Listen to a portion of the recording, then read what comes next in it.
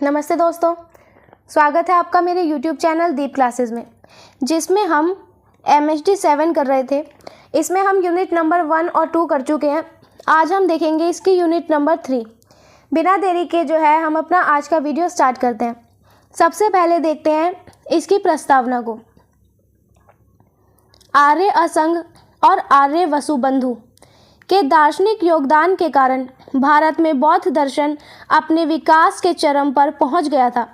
बड़े भाई असंग ने योगाचार भूमि, उत्तर तंत्र जैसे ग्रंथों को लिखकर विज्ञानवाद का समर्थन किया। इन ग्रंथों का महत्व इसलिए है कि इन्होंने बौद्ध के दर्शन विज्ञानवाद, क्षणिक विज्ञानवाद की ही व्यवहारिक व्याख्या की है। प्रस्तुत इकाई में हम आचार्य असंग के दार्शनिक विचारों का अध्ययन करेंगे। अब यहाँ पे हमें बताया गया कि जो आचार्य असंग हुए और आचार्य वसुबंधु हुए, इन्होंने क्या किया, भारत में बौद्ध धर्म की सोच को बहुत ऊंचाई तक पहुंचाने का काम किया था। असंग जो थे वो बड़े भाई थे और इन्होंने योगाचार भूमि और उत्तरातंत्र जैसी रचनाएं लिखी थी और इनमें हमें इन्होंने बताया कि हमारे जो विचार हैं और मन की शक्ति ही जो है वो सबसे ऊपर मानी जाती है। फिर इन्होंने क्या किया, बुद्ध की उस सीख को जो है आसान भाषा में हमें समझाया था, जिसमें ये कहा गया है कि दुनिया में सब कुछ जो है वो पल भर के लिए है और हमारा मन ही उसे महसूस करता है। तो आज के इस पाठ में जो है हम इन्हीं महान असंग जी के विचारों को यहाँ पर गहराई से देखेंगे। आर्य असंग के अनुज आर्य वसुबंधु के अभिधर्म कोश में प्रस्तुत बुद्ध के मंतव्य का लोक में प्रचार करके लोक कल्याण की भावना को समझने में हमें आसानी होगी। उनके जन कल्याण की भावना को देखकर विद्वानों ने उन्हें द्वितीय बुद्ध की उपाधि से नवाजा है। अब ये जो असंग है, ये वसुबंधु के छोटे भाई थे। असंग के छोटे भाई जो है वो वसुबंध थे। वसुबंध ने क्या किया, अभिधर्म कोश नामक की पुस्तक की एक रचना की थी और इस रचना में इन्होंने बताया कि बुद्ध के उपदेशों को जो है लोगों की भलाई के लिए दुनिया में कैसे फैलाया गया है, ये इन्होंने बताया। वसुबंधु जो थे वो लोगों की सेवा और भलाई के बारे में इतना सोचते थे कि बड़े बड़े विद्वानों ने इन्हें जो है दूसरा बुद्ध कहना शुरू कर दिया था। जैसे हम क्या करते हैं, किसी बहुत ही दयालु व्यक्ति को क्या कहते हैं, फरिश्ता कह देते हैं, ठीक वैसे ही इन्हें जो है द्वितीय बुद्ध कहा जाता था। उनके शास्त्रार्थ में निपुणता का उदाहरण उनके विषय दिजनाग के शास्त्रार्थ और आविर्भाव का वर्णन कालिदास ने अपनी रचना अभिज्ञान शकुंतलम में किया है कि जब दिजनाग शास्त्रार्थ करने के लिए खड़े होते तो दाहिने हाथ में अभिधर्म कोश थामकर बाएं हाथ को इस प्रकार फटकारते थे कि उससे वाद विवाद करने वाले अन्य धर्मों के दार्शनिक विस्मयित होकर उन्हें निहारते रहते। कालिदास द्वारा लिखित अभिज्ञान शकुंतलम का श्लोक जो है यहाँ आपके सामने अध्ययन हेतु दिया गया है। अब यहाँ पे बताया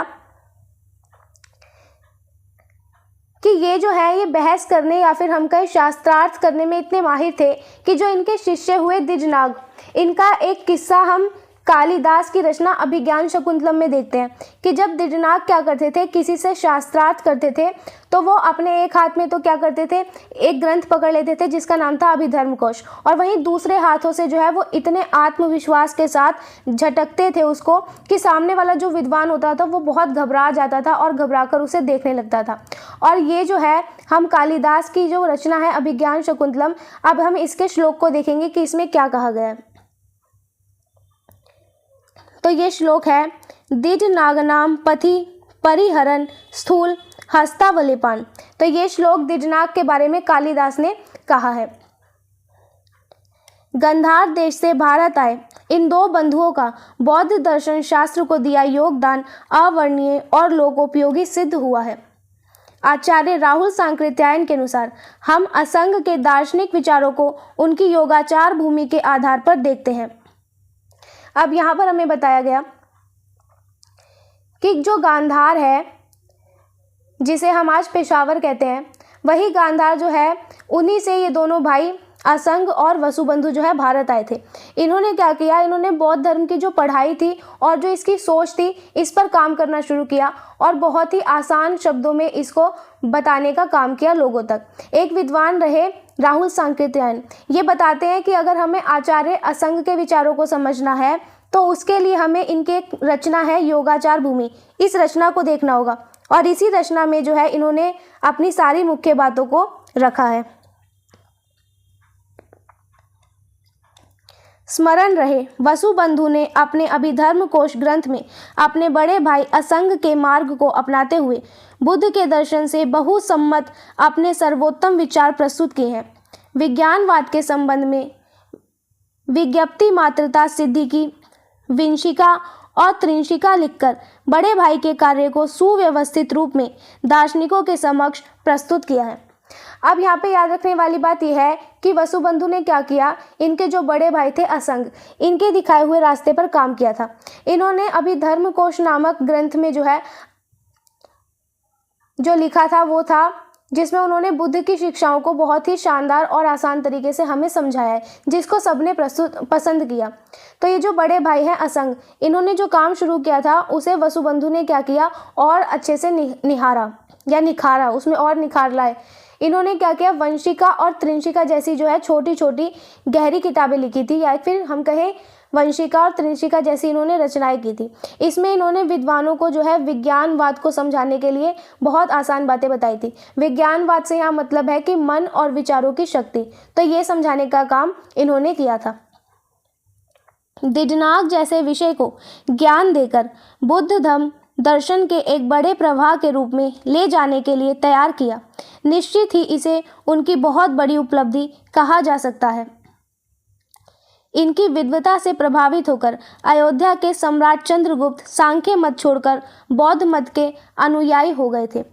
अब इन्होंने क्या किया, ये जो पुस्तक लिखी थी ये केवल एक रचना ही नहीं थी, बल्कि इसमें हमें दिडनाग जैसे जो इनके काबिल शिष्य रहे वो भी हमें इसमें दिखाई देते हैं। इन्होंने क्या किया, दिडनाग को इतना ज्ञान दिया था कि वह बौद्ध धर्म की जो सोच थी उसको पूरी दुनिया तक एक लहर तक फैलाने के लिए समर्थक बन सके। अब इनकी एक और बड़ी जीत हम देखें तो वो ये थी कि इनकी जो बुद्धिमानी थी उसका जादू ऐसा चला कि अयोध्या में एक राजा थे जिनका नाम था चंद्रगुप्त, वो भी इनसे बहुत प्रभावित हुए। इन्होंने क्या किया, अपना पुराना जो इनका धर्म था उसे छोड़कर बौद्ध धर्म अपना लिया और बौद्ध धर्म के रास्ते पर ही ये चलने लगे। आचार्य कमलशील जैसे विद्वान आचार्यों ने इनके विद्वता की प्रशंसा की। वसुबंधु ने न केवल बौद्ध परंपरा में अभिधर्म और योगाचार दर्शन को एक व्यवस्थित और क्रमबद्ध रूप प्रदान किया, साथ ही हेतु विद्या, वाद विधि और प्रमाण व्यवस्था को निश्चित भूमि प्रदान करने में भी बड़ी भूमिका का निर्वाह किया। बाद में धर्मकीर्ति और ईश्वर सेन जैसे बुद्ध दार्शनिकों ने आचार्य वसुबंधु की रचनाओं के भाष्य लिखकर जो है इसे और अधिक स्पष्टता दी। अब जो हमने चंद्रगुप्त राजा की बात की तो इन्होंने केवल उस राजा को ही नहीं बल्कि उस समय के जो बड़े विद्वान हुए जिनका नाम आचार्य कमलशील था, उन्हें भी जो है बौद्ध धर्म से बहुत प्रभावित किया था।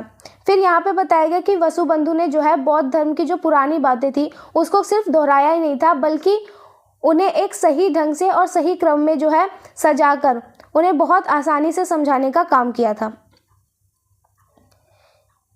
फिर जो बौद्ध विद्वान रहे इन्होंने क्या किया, अपनी बात को सही साबित करने का जो तरीका था और उसमें जो बहस करने के नियम थे उसको बहुत मजबूत आधार इन्होंने प्रदान किया था।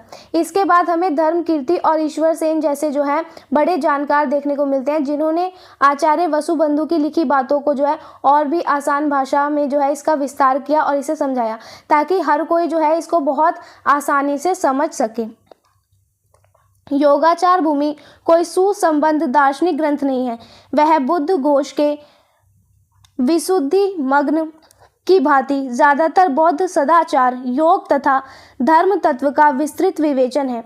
विज्ञान ज्ञान के प्रवर्तक के रूप में आप असंग के विज्ञानवादी तत्व ज्ञान को गहराई से समझकर उसकी व्याख्या तथा विश्लेषण कर सकेंगे। आइए प्रस्तुत इकाई के अवलोकन अध्ययन द्वारा बौद्ध दार्शनिक आचार्य असंग एवं आर्य वसुबंधु के दार्शनिक विचारों को ग्रहण करें। अब यहाँ हमें बताया गया कि योगाचार भूमि जो है वो कोई रचना नहीं है जो सिर्फ सिद्धांतों की बात करे, बल्कि ये क्या करती है, ये बुद्ध घोष की किताब रही विशुद्धि मार्ग इसकी तरह है, जिसमें हमें अच्छी आदतों को जो है मन को एकाग्र करने यानी कि योग और धर्म की गहरी बातों को विस्तार देने के लिए हमें बताया गया है। इसे उदाहरण से समझे कि जैसे हम क्या करते हैं, स्कूल में अच्छे व्यवहार के नियम हमें सिखाए जाते हैं, ठीक वैसे ही इनके जीवन जीने के जो सही तरीके हैं वो इसमें बताए गए हैं। फिर विज्ञानवाद की शुरुआत देखें तो इसकी शुरुआत करने वालों में हमें आचार्य असंग का नाम सबसे ऊपर दिखता है, क्योंकि इनके जो विचार हैं उसको बहुत गहराई से समझकर इन्होंने क्या किया, हमें बताया कि हमारे मन और विचारों की असली ताकत क्या है। तो ये बिल्कुल वैसा ही है जैसे कि किसी मशीन को चलाने से पहले जो है उसके काम के तरीकों को बताया जाता है, ये बिल्कुल उसी तरह काम करता है। अब ये समझते हैं कि जो महान आचार्य असंग हुए और आर्य वसुबंधु, इन्होंने क्या किया, दुनिया को देखने और समझने का जो तरीका था या कहीं नज़रिया था उसको बदल दिया था। अब देखते हैं आगे इनके बारे में कि इनके जो विचार थे उसको हम जीवन में कैसे उतार सकते हैं, वो हम जानेंगे। अब यहाँ पे है इसका नेक्स्ट टॉपिक, आर्य असंग जीवन परिचय एवं रचनात्मक योगदान। तो अब हम इसमें जो है आर्य असंग के बारे में पढ़ेंगे कि इनका जीवन कैसा था और इन्होंने क्या क्या दुनिया को कौन कौन सी नई बातें सिखाई, इसको हम जानेंगे। आर्य असंग का जन्म 4वीं सदी में कौशिक गोत्रीय ब्राह्मण परिवार में गांधार देश की राजधानी पुरुषपुर में हुआ था। असंग, वसुबंधु और विरंची तीनों भाई थे। असंग और वसुबंधु महान दार्शनिक थे। सबसे छोटे विरंची अपने दोनों बंधुओं की तरह ही भिक्षु हुए, पर इनकी ख्याति अपने काल में एक महान संत के रूप में ही रही। गांधार देश सिंधु नदी के पूर्व और पश्चिम में फैला हुआ था। पूर्वी गांधार की राजधानी तक्षशिला थी, जो अपने महत्व को असंग के जन्म से कई शताब्दियों पूर्व खो चुकी थी। पुरुषपुर सम्राट कनिष्क की मुख्य राजधानी होने के कारण एक वैभवशाली महान नगरी के रूप में परिवर्तित हो चुका था। पुरुषपुर में कनिष्क के बनवाए महाविहार की प्रशंसा चीनी पर्यटकों ने की है। कनिष्क के समय से असंग, वसुबंधु के समय तक पुरुषपुर विद्या का बहुत बड़ा केंद्र बन गया था। अब यहाँ पे हमें बताया गया कि जो आचार्य असंग है, अगर हम इनका जन्म देखें तो 4वीं सदी में हुआ था, यानी कि आज से लगभग 1700 साल पहले। इनका जन्म एक ब्राह्मण परिवार में हुआ था, जो कि गांधार की राजधानी पुरुषपुर में था। तो यहाँ बताया गया कि जिसे पुराने समय में पुरुषपुर कहते थे, उसे आज के समय में जो है पेशावर के नाम से जाना जाता है। फिर असंग जो है वो अकेले नहीं थे, ये 3 भाई थे, जिसमें हमें असंग, वसुबंधु और विरंची ये देखने को मिलते हैं। इसमें से असंग और वसुबंधु जो थे वो बहुत बड़े विद्वान थे और सोचने विचारने वाले दार्शनिक भी बने। लेकिन जो इनके छोटे भाई रहे विरंची, वो काबिल तो बहुत थे, लेकिन उन्हें क्या था, लोग उनके समय में बहुत बड़े और पहुँचे हुए संत के रूप में ज़्यादा देखते थे, दार्शनिक के रूप में ना देखकर। फिर जिस गांधार देश में वो रहते थे वो सिंधु नदी के जो है दोनों तरफ तक फैला हुआ था। इसके अगर हम पूर्वी हिस्से को देखें तो उसकी राजधानी जो है वो तक्षशिला थी। जो तक्षशिला है, तक्षशिला का जो पुराना रुतबा और नाम था वो असंग के जन्म लेने से जो है कई सालों पहले से ही कम हो चुका था। फिर बताया गया कि उस नदी के दूसरी तरफ जो है पुरुषपुर शहर बसा हुआ था। इसका कारण ये था कि सम्राट कनिष्क ने क्या किया था, इसे अपनी राजधानी बनाया था, इसलिए इसे हम अमीर नगरी भी कह सकते हैं। फिर सम्राट कनिष्क जो रहे, इन्होंने क्या किया, यहाँ पर महाविहार बनवाया था। महाविहार कहते हैं पढ़ने लिखने की जगह को, जैसे हम आज के समय में जिसे स्कूल कह देते हैं। तो कनिष्क ने यहाँ पे जो है महाविहार बनाया था, जिसकी तारीफ जो है वो बाहर से आने वाले चीनी यात्री भी करते थे। कनिष्क के समय से लेकर अब तक जो है, जब तक असंग और वसुबंधु हुए, तब तक पुरुषपुर जो है वो पूरी दुनिया में पढ़ाई और लिखाई के लिए सबसे बड़ा सेंटर बन चुका था। जैसे कि आज के समय में बड़े बड़े कॉलेज या यूनिवर्सिटी होते हैं, ठीक उस समय सबसे बड़ा विद्या का केंद्र जो था वो कनिष्क के समय में ही था, जो कि पुरुषपुर में था।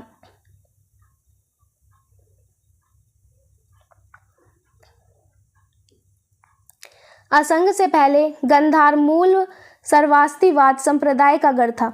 उनके अनुज वसुबंधु ने अभिधर्म कोश की रचना में उसी संप्रदाय का समर्थन किया, लेकिन असंग की शिक्षाओं से गांधार महायान के विज्ञानवाद दर्शन का गढ़ बन गया था। लेकिन उन्हें विज्ञानवादी दर्शन फैलाने में काफ़ी विरोध का सामना करना पड़ा। अब यहाँ पे हमें बताया गया कि असंग से आने से पहले जो है गांधार देश जो था वो सर्वास्तिवाद नाम की सोच का मुख्य केंद्र बना हुआ था। असंग के छोटे भाई रहे वसुबंधु, इन्होंने क्या किया, अपनी मशहूर रचना अभिधर्म कोश में इसी सोच को आगे बढ़ाया और इसका साथ देने का काम किया था। पर जब असंग ने पढ़ना शुरू किया तो इन्होंने गांधार को जो है विज्ञानवाद का केंद्र बना दिया। विज्ञानवाद से यहाँ पर मतलब है मन की शक्ति पर आधारित सोच, तो इसका केंद्र इसको बना दिया था। ये इतना आसान नहीं था। अपनी इस नई सोच को फैलाने के लिए क्या है, इन्हें बहुत विरोधों का सामना करना पड़ा, यानी कि जो लोग थे वो इन्हें विरोधी मानकर इनके विपक्ष में रहते थे, तो इन्हें बहुत विरोध झेलना पड़ा, यानी कि कई लोग जो है वो इनकी बातों से उस समय पर सहमत नहीं थे। असंग और ग्रीक दार्शनिक अफलातून के दर्शन में अद्भुत साम्य होने की बात को राहुल सांकृत्यायन द्वारा मान्य किया गया है। असंग ने बौद्ध क्षणिकवाद को जोड़कर विज्ञानवादी दर्शन को चरम सीमा तक पहुंचाया। अब यहाँ बताया गया कि राहुल सांकृत्यायन ऐसा बताते हैं, असंग की जो सोच थी और यूनान के एक महान दार्शनिक रहे प्लेटो, इनके विचारों में हमें बहुत समानता देखने को मिलती है। जैसे दो अलग देशों के लोग जो है वो एक जैसी सोच रहे हो, इस तरह का हमें देखने को मिलता है। असंग ने क्या किया, इन्होंने बौद्ध धर्म की इस बात को कि सब कुछ जो है पल भर के लिए है, इसे विज्ञानवाद के साथ मिला दिया था और इस सोच को जो है पूरी दुनिया तक इन्होंने फैलाने का काम किया। विशेष रूप से यह बताना जरूरी है कि इस संप्रदाय को योगाचार नाम पड़ने के कारण आर्य असंग का महान ग्रंथ योगाचारी भूमि है, इसीलिए वह योगाचार दर्शन के प्रथम आचार्य कहलाते हैं।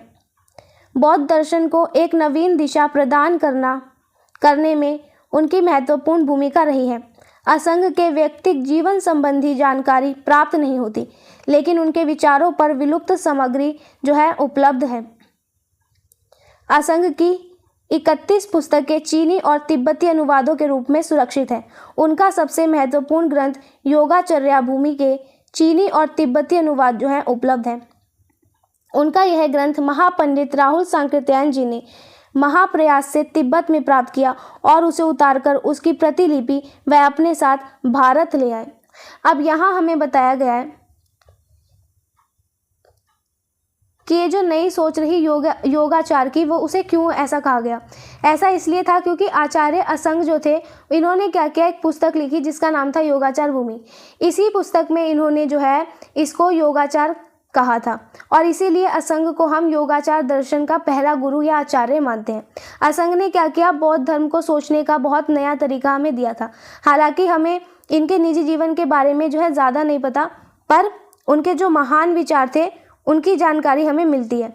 इन्होंने क्या किया, कुल मिलाकर देखें तो 31 रचनाएं की थी, जो कि आज भी हमें चीन और तिब्बत की भाषाओं में सुरक्षित देखने को मिलती है। इनका सबसे ज़रूरी ग्रंथ जो था वो था योगाचार भूमि।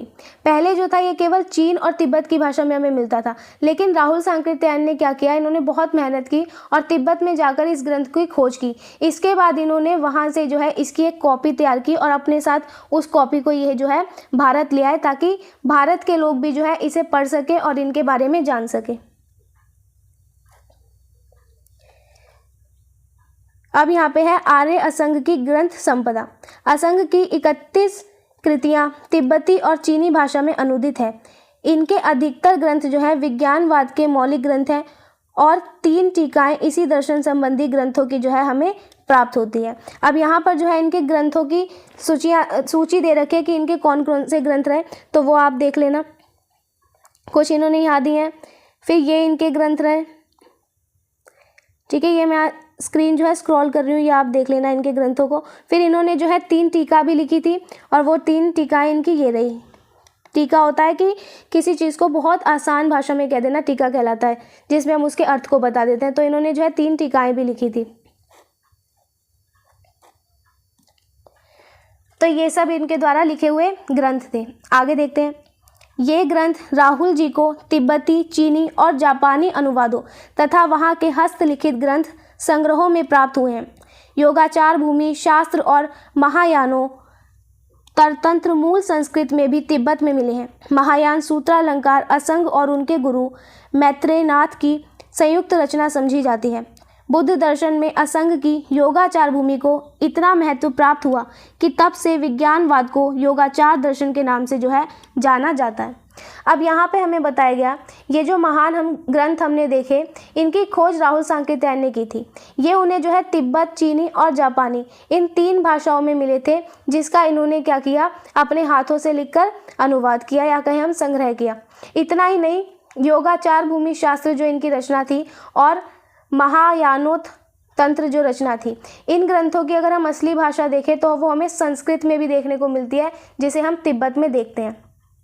अब बताया गया, ऐसा माना जाता है कि आचार्य असंग और जो इनके गुरु रहे मैत्रेयनाथ, इन्होंने मिलकर एक ग्रंथ की रचना की थी जिसका नाम था महायान सूत्रालंकार। तो जैसे हम क्या करते हैं, कभी कभी मिलकर कोई प्रोजेक्ट बनाते हैं ना, ठीक वैसे ही इन्होंने और इनके गुरु ने मिलकर जो है इस ग्रंथ की रचना की थी। फिर बौद्ध धर्म की पढ़ाई में जो है हमें असंग की एक रचना मिलती है जिसका नाम है योगाचार भूमि। ये इतनी मशहूर और इतनी ज़रूरी है कि आगे चलकर लोगों ने क्या किया, विज्ञानवाद और योगाचार दर्शन के नाम से इसको लोग बुलाने लगे। यानी ये जो रचना थी, इसने क्या किया, पूरी सोच को एक नया नाम दे दिया था और एक नई पहचान देने का काम किया था। अब देखते हैं आर्य असंग के जो है दार्शनिक विचार। ठीक है, असंग क्षणिक विज्ञानवादी थे। इनका विज्ञानवाद बुद्ध के शुभम अनिच्चम या क्षणिकवाद का विज्ञानवाद के साथ मिश्रण मात्र है। विज्ञानवाद विज्ञान को परमार्थ तत्व मानता है। 5 इंद्रियों के 5 विज्ञानों तथा छठे मन विज्ञान के अतिरिक्त एक 7वें आलय विज्ञान को मानता है। यही आलय विज्ञान वह तरंगित समुद्र है जिसे तरंगों की भांति विश्व की सारी जड़ चेतन वस्तुएं प्रकट और विलीन होती रहती है।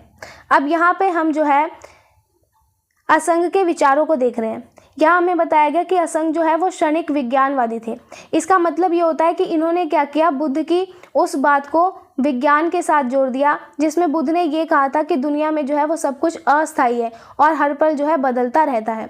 तो आमतौर पर जो है हम अपनी 5 इंद्रियां जो है वो देखते हैं और छठा इंद्रिय अगर हम देखें तो हम मन को मानते हैं। लेकिन असंग ने क्या किया, एक 7वें विज्ञान की बात की जिसको इन्होंने आलय विज्ञान कहा।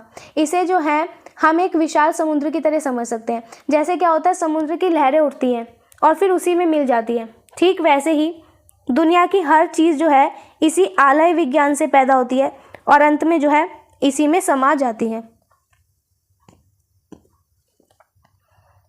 इस प्रकार विज्ञान समष्टि को आलय विज्ञान कहते हैं। इस विश्व विज्ञान या आलय विज्ञान से जैसे जड़ जगत उत्पन्न हुआ, उसी तरह व्यक्तिक विज्ञान, 5 इंद्रियों के विज्ञान और छठा मन पैदा हुआ। इनके अनुसार 2 आवरणों की निवृत्ति में मोक्ष लाभ कर सकता है। विज्ञान या चित्त ही एकमात्र सत्य पदार्थ है। जहाँ जो वस्तु नहीं रहती है वहाँ उसका उपचार होता है।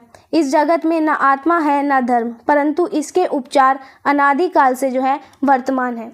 अब हमें बताया गया यहाँ पे कि उस पूरे संसार में जो है मिले जुले ज्ञान को हम आलय विज्ञान कहते हैं। इसी से जो है ये संसार जो है वो भौतिक संसार बनता है। सिर्फ दुनिया ही नहीं बल्कि जो हमारी 5 इंद्रियां हैं इनका ज्ञान और जो हमारा छठा मन है उसे ही हम बड़े आलय विज्ञान से निकालकर यहाँ पर देखते हैं। अब असंग ये बताते हैं कि अगर हम 2 तरह की रुकावटों को हटा दें तो हमें मोक्ष मिल सकता है। इनके हिसाब से जो है केवल हमारा मन ही जो है वो असली सत्य है। असंग ये भी कहते हैं कि संसार में जो है आत्मा या धर्म जैसी कोई भी परमानेंट चीज़ नहीं है।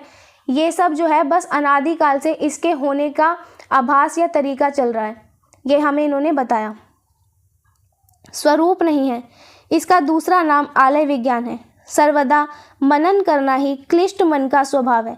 अतः इस जगत में विज्ञाप्ति मात्रता की सिद्धि होती है। सिद्धांततः विज्ञानवादी होने पर योग तथा उपचार को अत्यधिक महत्व देने के कारण ये योगाचार कहा जाता है। अब हमें बताया गया कि मन का जो असली काम है वो हमेशा सोचते रहना है और इसे ही जो है आलय विज्ञान भी कहा जाता है। जब मन क्या करता है, पूरी तरह से शुद्ध हो जाता है, तभी असली सफलता हमें प्राप्त होती है। हालांकि असंग ने क्या किया, सिद्धांतों में विज्ञानवादी ये थे, लेकिन इन्होंने योग और अभ्यास पर इतना जोर दिया कि उनके इस पूरे तरीके को जो है लोगों ने योगाचार के नाम से जाना और ये योगाचार के नाम से ही जो है कहा जाने लगा।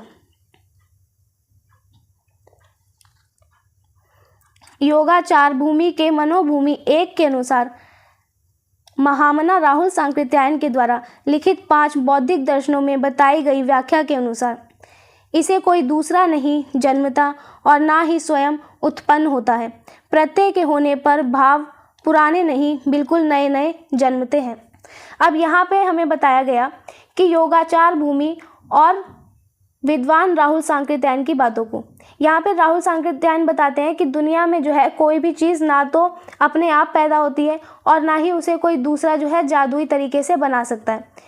जब सही कारण या सही परिस्थिति मिल जाती है तब चीज़ें जो है वो पैदा होने लग जाती है।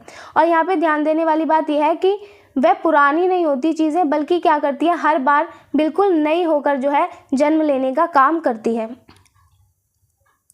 प्रत्यय के होने पर भाव उत्पन्न होते हैं और उत्पन्न स्वरसी क्षणभंगुर है।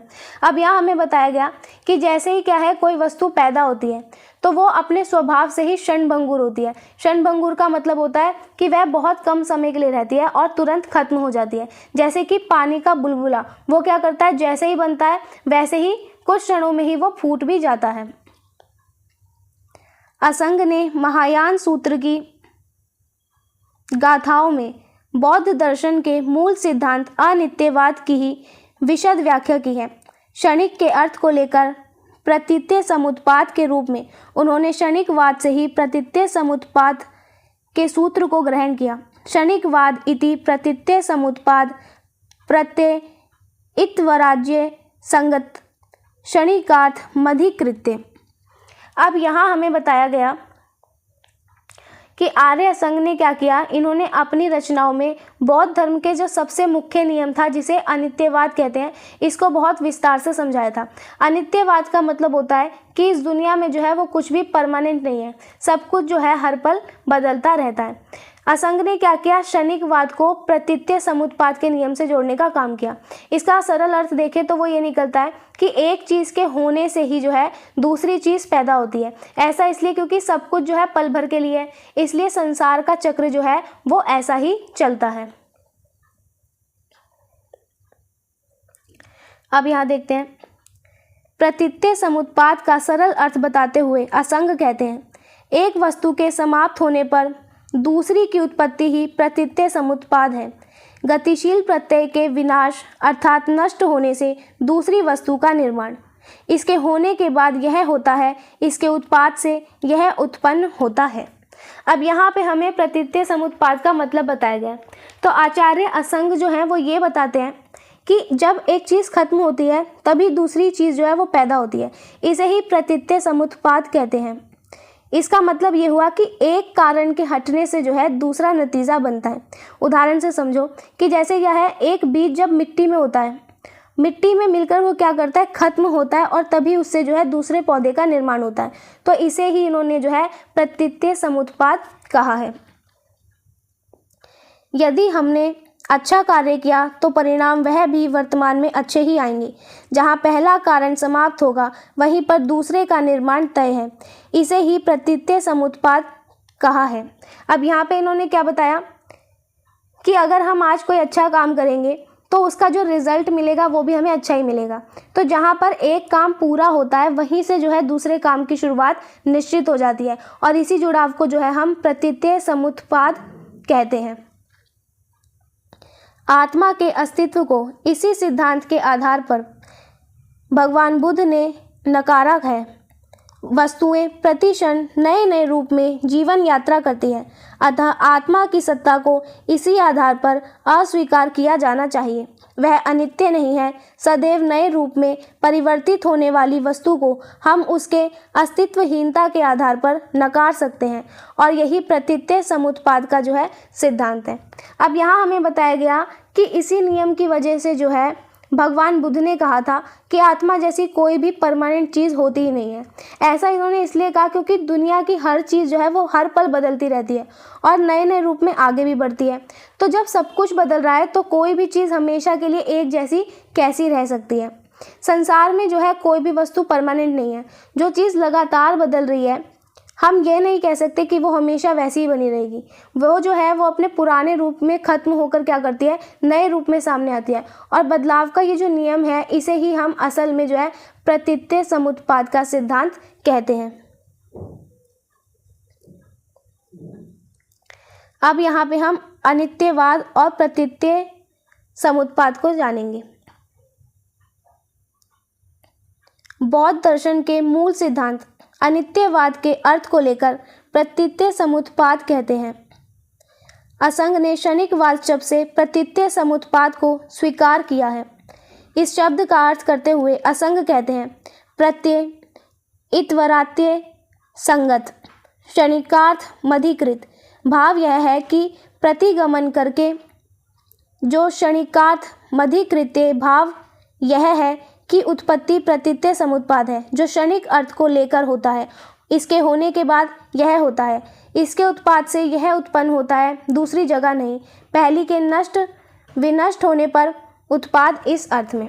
अब यहाँ पे हमें बौद्ध धर्म का जो असली आधार है वो बताया गया है कि दुनिया में जो है सब कुछ बदलता रहता है, जिसे अनित्यवाद कहते हैं। यहाँ पर आचार्य असंग ने क्या किया, इसे क्षणिकवाद के साथ जोड़कर हमें समझाया है। इसका आसान मतलब ये हुआ कि हर चीज़ जो है बस एक पल के लिए होती है और फिर अगले ही पल वो बदल जाती है। असंग की एक रचना थी जिसका नाम था योगाचार भूमि। इसमें असंग ने कहा कि जब एक पुरानी चीज़ खत्म होती है तभी नई चीज़ का जो है जन्म होता है, और इसे ही प्रतीत्य समुत्पाद कहते हैं। जैसे कि जब पुराना पत्ता पेड़ से गिरता है तभी उसकी जगह जो है नया पत्ता आता है।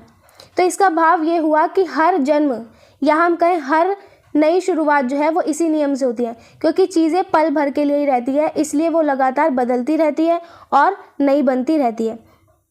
अब इसे ऐसे समझो कि दुनिया में हर काम के पीछे जो है कोई ना कोई कारण होता है। जब एक चीज़ होती है तभी उसके असर से जो है दूसरी चीज़ होती है। जैसे अगर आप मेहनत करोगे तभी आपके अच्छे नंबर आएंगे, तो इसको हम इस एग्जाम्पल से समझ सकते हैं।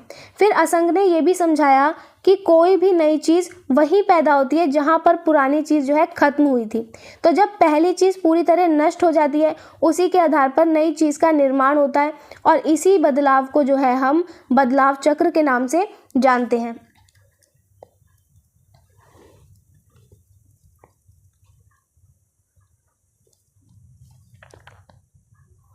अनित्य, दुख, शून्य और निराश्य के अर्थ में होने से भगवान बुद्ध ने प्रतीत्य समुत्पाद के बारे में कहा है, अर्थात वस्तुएं प्रति क्षण नए रूप में जीवन यात्रा करती हैं।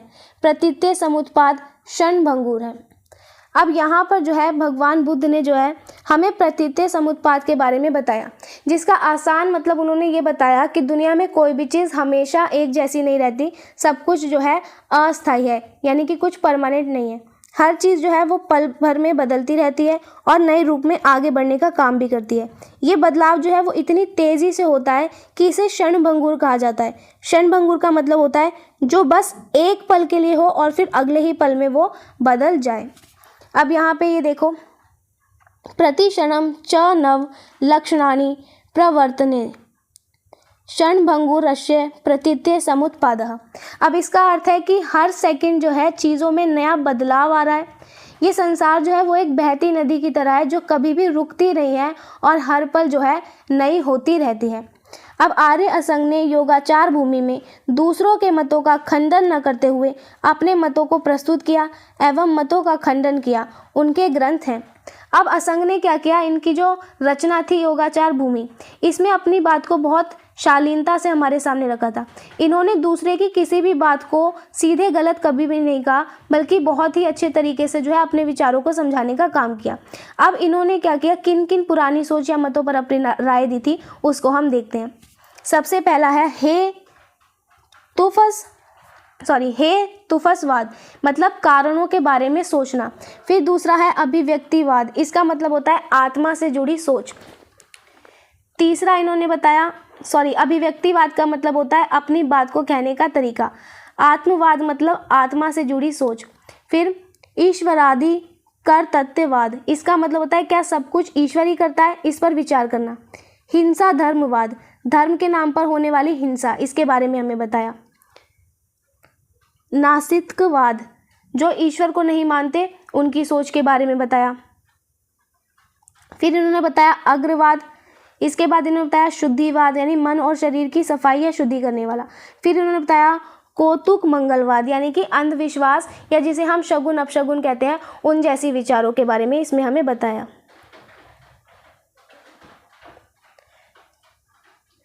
इन वादों के खंडन से तत्कालीन सामाजिक स्पर्शीय, अस्पृश्य, छुआछूत, भेदभाव, जाति प्रथा, सवर्ण, अवर्ण आदि कुरीतियों का दिग्दर्शन होता है। इन सब वादों में से कुछ एक वादों पर चर्चा करते हैं जिन पर आचार्य ने उसका खंडन कर अपना स्वाभिमत दिखाया है, जिससे यह ज्ञात होता है कि आचार्य स्वयं इन कुरीतियों के खिलाफ थे। सबसे पहले हम देखते हैं अग्रवाद के बारे में। अब ये जो है इसमें हमें बताया गया कि पुराने समय में जो है समाज में हमें बहुत सारी बुराइयां देखने को मिलती थी, जैसा कि छुआछूत, भेदभाव और ऊंच नीच। तो आचार्य असंग ने क्या किया, इन सब बातों को गलत मानकर इसका बहुत विरोध किया। इन्होंने इन बुराइयों को गलत साबित करने के लिए जो है अपने विचार दिए थे, जिनको हम यहाँ पे जानेंगे। और सबसे पहले हम देखेंगे अग्रवाद के बारे में। अग्रवाद ब्राह्मण की ही अग्र उच्च श्रेष्ठ वर्ण है, दूसरे वर्णहीन। ब्राह्मण शुष्क वर्ण है, दूसरे वर्ण कृष्ण है। ब्राह्मण शुद्ध होते हैं, अब्राह्मण नहीं। ब्राह्मण ब्रह्मा के औरस पुत्र मुख से उत्पन्न ब्रह्मज। इस पर आचार्य असंग लिखते हैं। अब यहाँ पर जो है हमें उस समय की सोच के बारे में बताया गया जिसे अग्रवाद कहते हैं। तो लोग ऐसा मानते थे कि केवल ब्राह्मण ही जो है वो सबसे ऊंचे और श्रेष्ठ हैं और बाकी सब जो है उनसे नीचे हैं। लोग ऐसा कहते थे कि ब्राह्मण जो है वो सफ़ेद रंग जैसे शुद्ध होते हैं और बाकी लोग काले रंग जैसे होते हैं। यहाँ तक कि ये भी कहा जाता था कि ब्राह्मण जो है वो भगवान ब्रह्मा के मुख से पैदा हुए और उनके असली पुत्र हैं। लेकिन इस बात पर जो है आचार्य असंग ने अपनी बात कही। अब देखते हैं आचार्य असंग ने इस पर क्या कहा। ब्राह्मण भी दूसरे वर्णों की भांति प्रत्यक्ष मात्र योनि से उत्पन्न हुए देखे जाते हैं, अतः ब्राह्मण अग्रवर्ण है, यह कहना ठीक नहीं। क्या योनि से उत्पन्न होने के कारण ही ब्राह्मण को अग्र मानते हो, या उसमें विद्या और सदाचार भी ज़रूरत समझते हो? अब यहाँ पर आचार्य असंग ने कहा कि ब्राह्मण जो है वो भी ठीक वैसे ही माँ की कोख से जन्म लेते हैं जैसे कि बाकी सब लोग लेते हैं, तो फिर उन्हें भगवान ब्रह्मा का सीधा पुत्र कहना सही कैसे है? वो ये सवाल पूछते हैं कि क्या आप किसी को सिर्फ इसीलिए बड़ा मान लोगे कि उसने जो है एक खास परिवार में जन्म लिया? क्या एक बड़े इंसान कहलाने के लिए जो है अच्छी पढ़ाई और अच्छे विचारों की ज़रूरत नहीं होनी चाहिए? यानी कि इंसान जो है वो अपने जन्म से नहीं, अपने गुणों से बड़ा होता है। ये अग्रवाद में आचार्य असंग ने कहा। अब वो आगे क्या कह रहे हैं, यदि जन्म योनि से ही मानते हो तो यज्ञ भी श्रुत प्रधान, शीतन प्रधान ब्राह्मण के लेने की बात क्यों करते हो? यदि श्रुत यानी कि विद्या और शीतल सदाचार को मानते हो तो ब्राह्मण श्रेष्ठ वर्ण है, कहना ठीक नहीं। वर्ण श्रेष्ठता की मिथ्या, तर्कहीन, अवैज्ञानिक प्रस्तुति का आर्य असंग अपने विचार तर्क से खंडन करते हैं। इससे यह प्रतीत होता है कि आचार्य जाति को जन्म से नहीं अपितु कर्म व्यवस्था से स्वीकारना चाहते हैं। इसीलिए वह शील, सदाचार, विद्या आदि का तर्क प्रस्तुत करते हैं। वस्तुतः हमारी प्राचीन परंपरा यही दर्शाती है कि जन्म से नहीं अपितु कर्म से जाति व्यवस्था स्वीकारनी चाहिए। अब यहाँ पर हमें बताया गया कि अगर हम किसी को केवल उसके जन्म से बड़ा मानते हैं तो फिर किसी भी पूजा या यज्ञ में हमें ब्राह्मण की तलाश ही क्यों करनी पड़ती है? हम ऐसा क्यों करते हैं कि जो पढ़ा लिखा है और जो अच्छे स्वभाव वाला है वो क्यों नहीं हम देखते? अगर हम किसी को विद्या और अच्छे व्यवहार से महत्व देंगे तो सिर्फ किसी खास जाति में जन्म लेने से जो है कोई श्रेष्ठ नहीं होगा। असली बड़प्पन जो है वो हमारे गुणों में होता है, ना कि किसी खास जाति में जन्म लेने से। फिर आचार्य संघ ये भी कहते हैं, ये कहना बिल्कुल गलत है, बिना तर्क के और विज्ञान के खिलाफ है। क्या गलत है? ये कि कोई वर्ण जो है वो जाति से दूसरों के वर्ण से ऊपर हो जाए।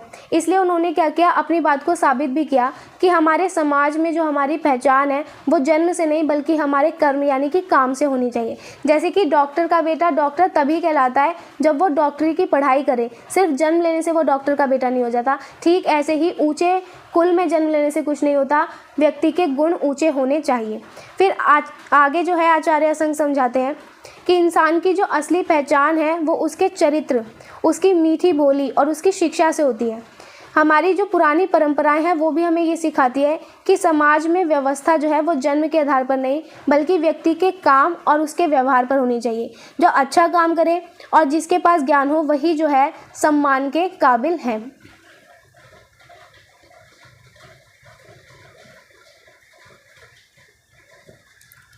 इसी प्रकार शुद्धिवाद पर चर्चा करते हुए कि गंगा, यमुना, कावेरी, नर्मदा आदि नदियों में स्नान कर लेने मात्र से ही शुद्धि नहीं होती, अपितु शुद्धि को आध्यात्मिकता से जोड़ते हुए वह तीर्थ स्थान से कैसे हो सकती है के प्रबल पक्षधर जो है दिखाई पड़ते हैं।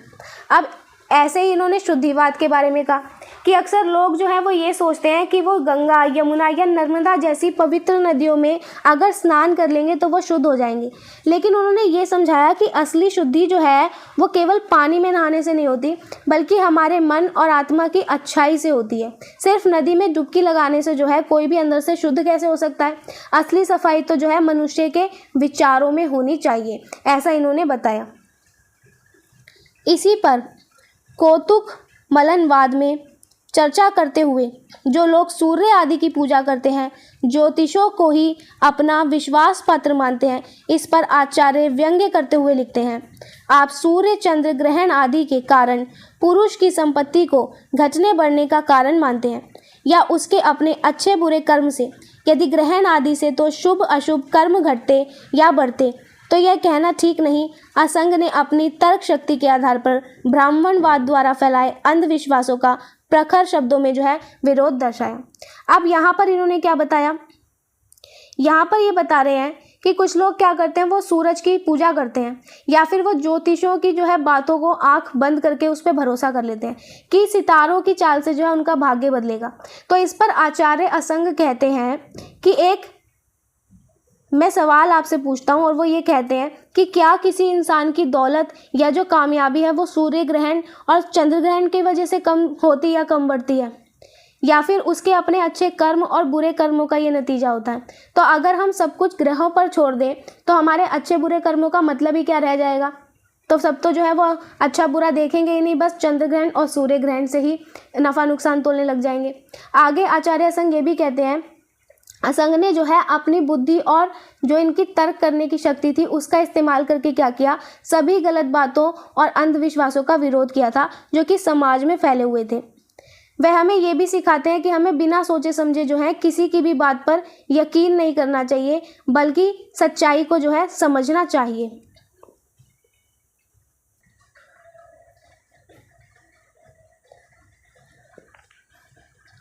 आचार्य असंग ने स्कंद, द्रव्य, परमाणु के बारे में अपने विचार प्रकट किए हैं। जैसे कि परमाणु के संबंध में वह लिखते हैं, बीज की भांति परमाणु रूपी सारे स्थूल द्रव्यों का निर्माण करते हैं, वह सूक्ष्म और नित्य होते हैं। असंग मानते हैं कि परमाणु की निर्मिति सूक्ष्म और नित्य है। असंग परमाणुओं की सत्ता का खंडन करते हैं। परमाणु के संचय से रूप समुदाय नहीं तैयार हो सकता, क्योंकि परमाणु के परिणाम, अंत, परिच्छेद का ज्ञान बुद्धि कल्पना पर निर्भर है, प्रत्यक्ष पर नहीं। परमाणु अव्यय रहित है, फिर वह सावयव द्रव्यों का निर्माण कैसे कर सकता? अतः बौद्ध दार्शनिक परंपरा में आर्य असंग का जो है विशेष महत्व है। अब यहाँ पे हमें बताया गया, जिसमें आचार्य असंग ये कहते हैं कि जैसे एक छोटे से बीज से बड़ा पेड़ बनता है, वैसे ही छोटे छोटे परमाणु मिलकर क्या करते हैं, दुनिया की भारी और बड़ी चीज़ों का निर्माण करते हैं। ये परमाणु इतने छोटे होते हैं कि हमें दिखाई नहीं देते, लेकिन ये हमेशा जो है बने रहते हैं। फिर पहले तो था, असंग ने ये कहा था कि परमाणु सूक्ष्म है और नित्य है, लेकिन फिर वो बाद में कहते हैं कि परमाणु जो है वो अपनी अलग सत्ता या कहें अलग पहचान को नहीं मानते। इनका मानना है कि हम जिन्हें परमाणु समझते हैं वो असल में क्या है, वैसी ठोस चीज़ नहीं है जैसा कि हम सोचते हैं। इसको ये उदाहरण भी देते हैं। उदाहरण देते हुए असंग कहते हैं कि सिर्फ बहुत छोटे परमाणुओं को ही इकट्ठा कर देने भर से जो है कोई चीज़ तैयार नहीं हो जाती। ऐसा इसलिए क्योंकि परमाणु कितने बड़े हैं, उसका अंत कहाँ है, ये बातें जो है वो सिर्फ हमारे दिमाग या सोच की कल्पना है। हम इन्हें जो है अपनी आंखों से साफ साफ नहीं देख सकते। अब यहाँ पर इन्होंने एक ये भी सवाल उठाया, जिसमें असंग ने कहा परमाणु का जो है अपना कोई हिस्सा या टुकड़ा नहीं होता, तो फिर बिना टुकड़े वाली जो चीज़ है वो हिस्सों वाली बड़ी चीज़ों को हम कैसे बना सकते हैं? तो इसी अनोखी सोच और तर्क की वजह से जो है बुद्ध दर्शन में हमें आर्य असंग का नाम बहुत सम्मान से लेता हुआ दिखाई देता है। इसी के साथ जो है हमारा आज का वीडियो यही खत्म होता है। वीडियो पसंद आई हो तो वीडियो को लाइक एंड शेयर ज़रूर करें, चैनल को सब्सक्राइब करना ना भूलें। मिलते हैं हम अपनी नेक्स्ट वीडियो में नेक्स्ट टॉपिक के साथ। Thank you.